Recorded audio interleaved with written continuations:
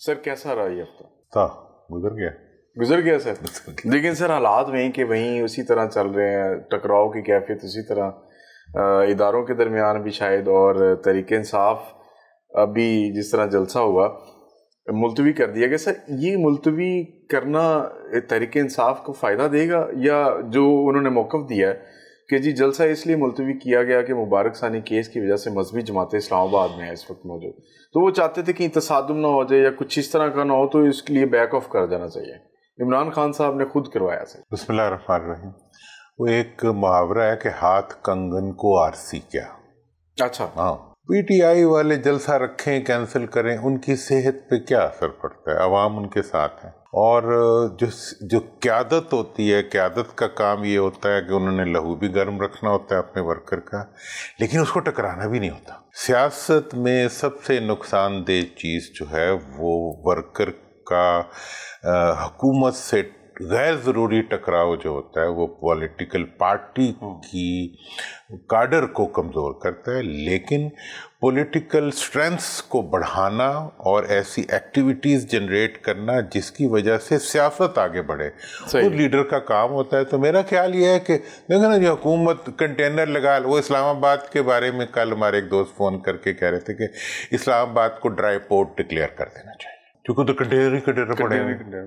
اور میں نے کہا ہر پولیٹیکل پارٹی کو نا اپنے جو ایسٹس ہیں ان کے اندر 12 کرینے بھی رکھ دینی چاہیے.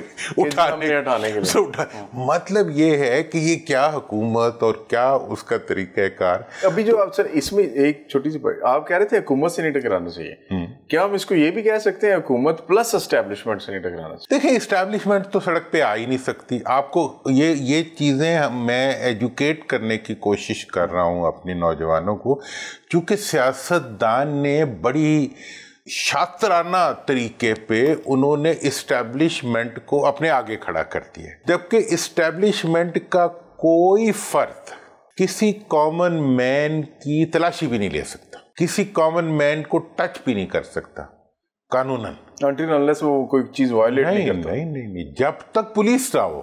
ٹھیک ہے.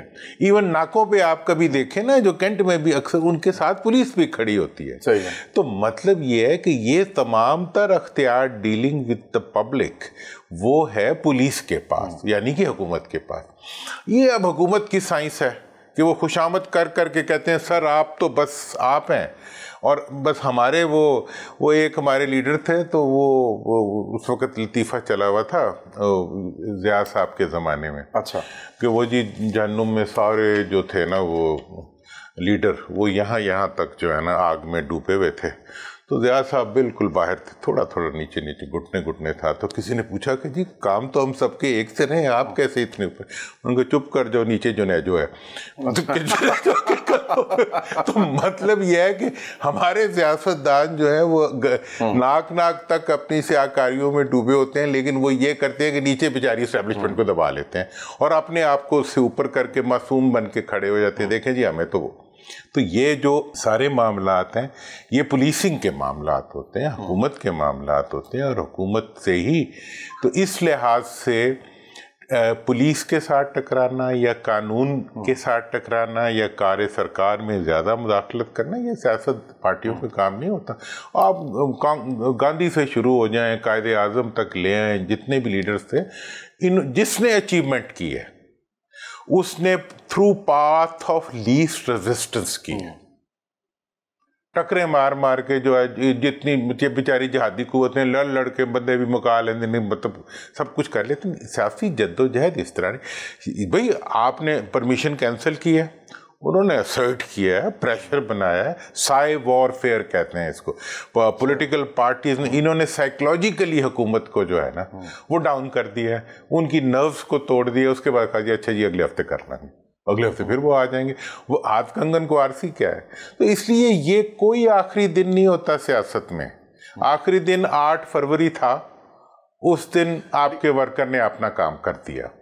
اسی ووٹ کو جب اس مینڈیٹ کو تسلیم نہیں کیا جاتا تو پھر دوسری طرف ہمیں ایک ماڈل نظر آتا ہے جو بنگلہ دیش میں ہوا, کہ وہاں پہ ایک موومنٹ سٹارٹ ہوئی اور وہ چڑھ دوڑی, حکومت کو بھی لے گئی, اور پھر وہاں پہ اسٹیبلشمنٹ نے یہ ڈیسیجن لیا کہ ہمیں اگر یہاں پہ سٹینڈ کرنا ہے تو ہمیں اس موومنٹ کے ساتھ کھڑا ہونا پڑے گا, حکومت کے ساتھ ہم نہیں جا سکتے. دیکھیں یہ جو موومنٹس ہوتی ہیں نا اس لیول کی, ہمارے ہاں میرے خیال میں پاکستان کا بنگلہ دیش تو 8 فروری کو بن گیا. اچھا, لیکن اس کے ریزلٹ نہیں ہے. اچھا, ریزلٹس جو ہیں وہاں بھی ایک دن میں نہیں آئے تھے, اٹ ٹک ٹائم. ٹھیک ہے نا, جد و جہد کرنی پڑتی ہے, قربانی دینی پڑتی ہے, سب کچھ ہوتا ہے.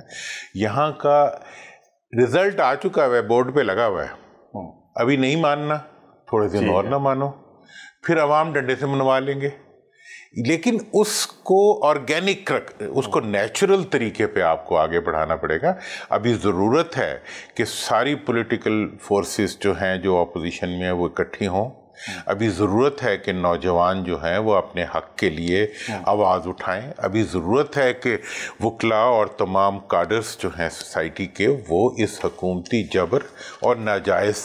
سر, جو آواز اٹھانے والے ہیں اس معاشرے میں یا سیاسی کیمپینز کرنے, ان کو جو اٹھاتے ہیں ان کو بھی اٹھا لیا جاتا ہے. مثال ہے, کتنی دیر اٹھائیں گے, آپ کو اٹھا لیں گے, میں اٹھا لیں گے, کسی اور کو اٹھا لیں گے, پھر جیلوں میں جگہ کم ہو جاتی ہے. اچھا, آپ یہ حکومت کو کہہ رہے ہیں کہ اتنے نہ اٹھائیں کہ کہ آپ کو دیکھو جو کتنے لوگوں کو, اوریا صاحب کو سر پچھلے ہفتے بھی اٹھا اب دیکھو, اور اوریا صاحب جیسے لوگ جو ہوتے ہیں وہ معاشروں کے لیے ایک ایسٹ ہوتے ہیں. بالکل ٹھیک ہے نا جی. اب آپ اگر وہ بول بھی رہے ہوتے ہیں, آپ کے خلاف بھی بول رہا, ہمارے ایسا کوئی بندہ ہمیں مل جائے ہمارے خلاف بول رہا ہو نا, ہم غور سے بات سنتے ہیں کہ یار اس میں ہمارے فائدے کی کیا چیز ہے. یہ قوم کی آنکھیں ہوتی ہیں, لوگ جو آگے دیکھ رہی ہوتی ہیں اور بتا رہی ہوتی ہیں. اب انہی کو مطلب آنکھوں پہ پٹی باندھ کے, وہ ایک شعر ہے کہ کس قدر ہمدرد سارے جسم کی ہوتی ہے آنکھ, مبتلائے درد ہو کوئی بھی عضو روتی ہے آنکھ. دانش جو ہوتی ہے, دانشور جو ہوتا ہے, وہ قوم کی آنکھ کی طرح ہوتا ہے. وہ حکومت کی آنکھ نہیں ہوتا, وہ اپوزیشن کی آنکھ نہیں ہوتا, وہ قوم کی آنکھ ہوتا ہے. اس کی حساسیت جو ہے وہ قوم کا سرمایہ ہوتی ہے. تو آپ جو ہے وہ آنکھوں کی پٹی باندھ کے جو حکومتیں چلتی ہیں, کتنی دیر چلتی ہیں؟ میرا خیال ہے کہ 2-3 سال ہی چلتی ہوں گی. سالوں میں نہ کرے.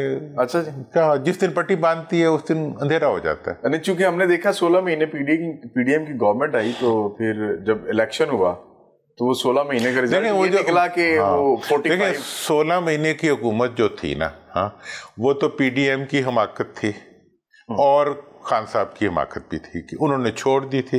انہوں نے تو خیر اپنی ٹیکنیکلی تو انہوں نے عقل مندی کی کہ وہ ڈلیوری کیا ایشوز تھے, ان کی حماقت تھی کہ انہوں نے پکڑ لی. ٹھیک ہے, اس کا رزلٹ جو ہے وہ 8 فروری کو آ گیا. 8 فروری کے بعد جو کچھ ہو رہا ہے, یہ حکومت آنکھوں پہ پٹی باندھ کے چل رہی ہے. صحیح ہے. آنکھوں پہ پٹی مطلب یہ ہے کہ حکومت کی آنکھ عوام ہوتے ہیں, انہوں نے عوام سے آنکھیں بند کی ہوئی ہیں, عوام کی آنکھوں پہ پٹی باندھی ہوئی ہے. سر, ابھی آپ نے وہ ٹکراؤ کی بات کی نا کہ سامنے نہیں آنا چاہیے, ابھی ہم شاید آف دا کیمرہ بیٹھے ہوئے ڈسکس کر رہے تھے.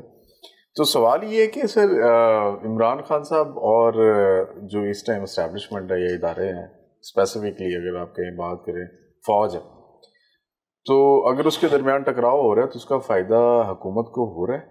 اور کیا یہ پرپسفلی تو نہیں ہے کہ حکومت کروا رہی ہے, چونکہ اس کو پتہ ہے کہ جب تک ہم یہ کرواتے رہیں گے زندہ رہیں گے, ضرورت بن کے رہیں گے, اور یہ ختم ہو گیا تو شاید ہماری پولیٹیکل سپیس ختم ہو جائے. دیکھیں, یہ سوال آپ کا ایک بڑا سمپل سا کویسچن ہے, اپیرنٹلی کرنٹ لگتا ہے, لیکن اس کا بہت بڑا ہسٹورک پرسپیکٹیو ہے پولیٹیکل, جس پہ ہماری سوسائٹی میں بات نہیں ہوئی کبھی.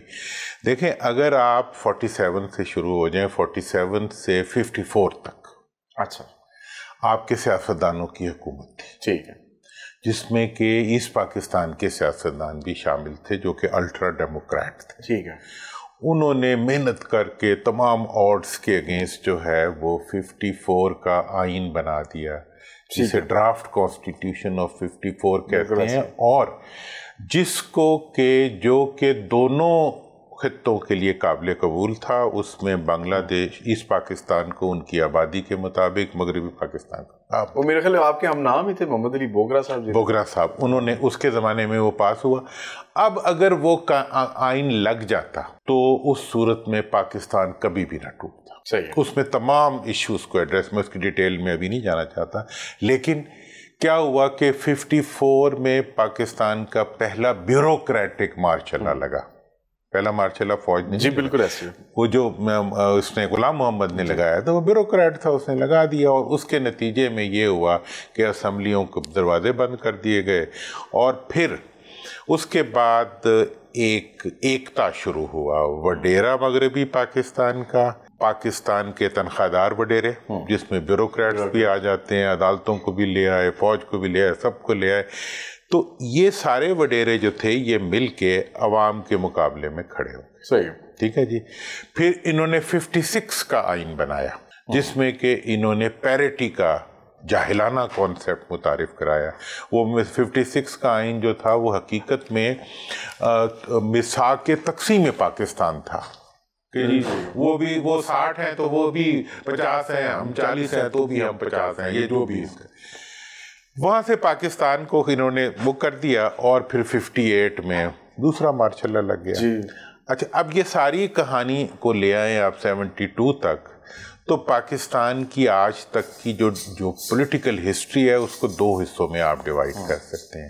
72 تک یہ انکار آئین تھا، ٹھیک ہے، آئین نہیں بنایا، کیونکہ آئین بناتے تھے تو مشرقی پاکستان کو زیادہ سیٹیں دینی پڑتی تھی، مجبوری تھی سر، اور دینی بھی پڑ چاہیے، اور لاہور پنجاب کا وڈیرا اور یہاں کا جو یہ تھے اسٹیبلشمنٹ جسے کہتے پولیس، یہ انتظامیہ پوری، یہ دینے پہ تیار نہیں تھی۔ نتیجہ یہ ہوا کہ پھر انہوں نے ان کو اپنے سے جدا کر دیا، الیکشن ہوئے، الیکشن میں وہ جیت گئے، ان کو انہوں نے اپنے سے جدا کر دیا، ٹھیک ہے جی۔ اس کے بعد فٹافٹ واپس آئے، جمہوری بن گئے، انہوں نے جو ہے آئین بنا دیا 72 میں، ادھر ہم ادھر تم، ادھر تم کر کے تو ہم نے فٹافٹ آئین بنا لیا، پہلے نہیں بنا رہے تھے۔ بنانے کے بعد جو ہے پھر توہین آئین شروع کر دی، جس دن بنایا اسی دن ایمرجنسی لگا دی، اور آج تک 72 سے آج تک 54 سال ہوئے ہیں، 52 سال ہوئے ہیں، 2 خاندان ہیں جنہوں نے آئین کی دھر بنا دی ہے، اور یہ ہمیشہ جو ہے اسٹیبلشمنٹ کو استعمال کرتے ہیں، بیوروکریسی کو استعمال کرتے ہیں، عدلیہ کو استعمال کرتے ہیں، اپنی الیکٹیبلٹی کو استعمال کرتے ہیں، اور عوام کو دبا کے رکھتے ہیں۔